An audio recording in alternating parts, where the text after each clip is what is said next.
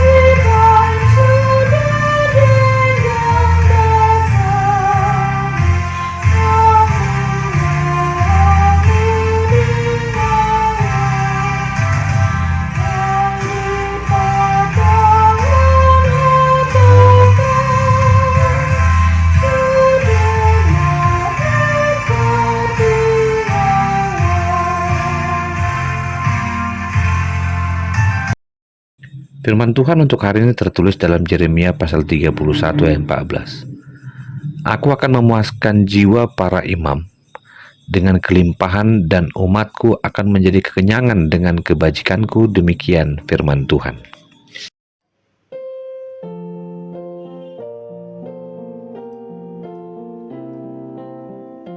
Amang-inang yang terkasih dalam Tuhan Yesus Kristus, apa kabarmu hari ini? Kiranya dalam penyertaan Tuhan dan kelimpahan yang dari Tuhan. Syukur kepada Tuhan, kita mendapat satu kabar baik, di mana Tuhan berjanji akan memberikan segala yang baik, bukan hanya kelimpahan, namun juga kebajikan. Kabar sukacita ini, jika seseorang menerima firman Tuhan dan menjadikannya sebagai penuntun yang menyertakan Tuhan.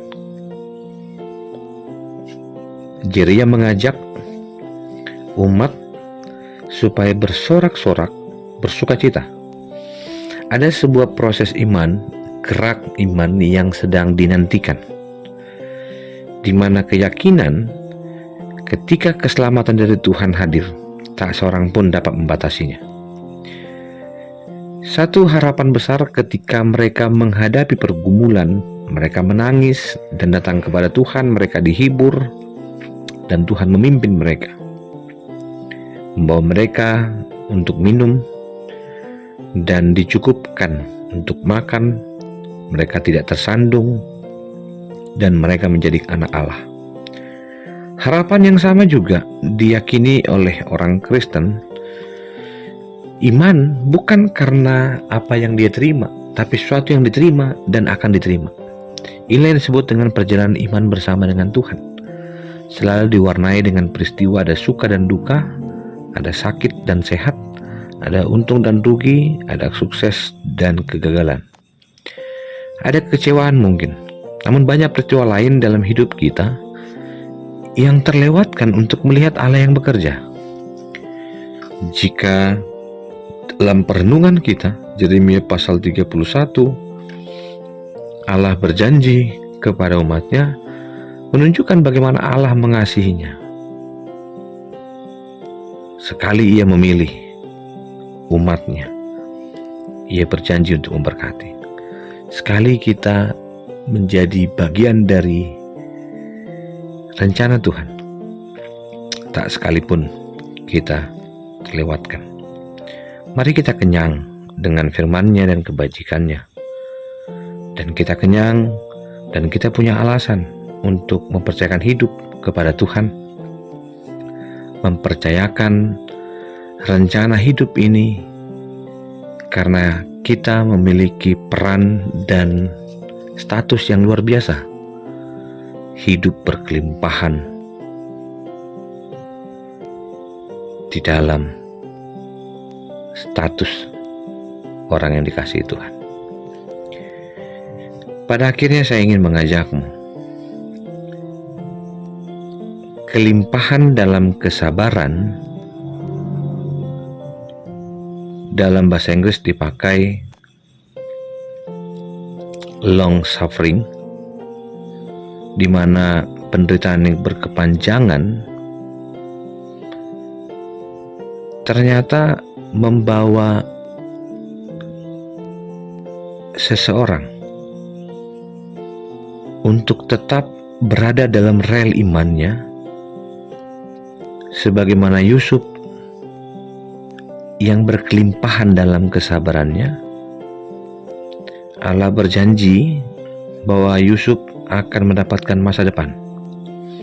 Waktu Tuhan tidak terlalu cepat dan tidak terlalu lambat. Setelah memiliki kelimpahan dan keampunan, kelimpahan dan kesabaran, Yusuf pun memiliki kelimpahan harta yang luar biasa. Ia dipuaskan Tuhan sehingga menjadi berkat di Israel, secara khusus bagi orang tuanya dan anak cucunya, karena dia tahu tidak ada alasan takut akan hidup sebab Tuhan memelihara. Mari percayakan hidupmu dalam Tuhan dan mulailah untuk mengenal bahwa Allah begitu mengasihimu.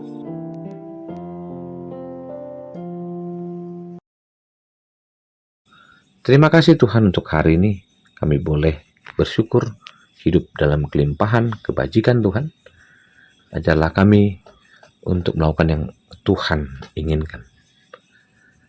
Kasih anugerah dari Kristus Yesus, kasih dari Allah Bapa dan persekutuan Roh Kudus memberkatimu dan menyertaimu. Amin.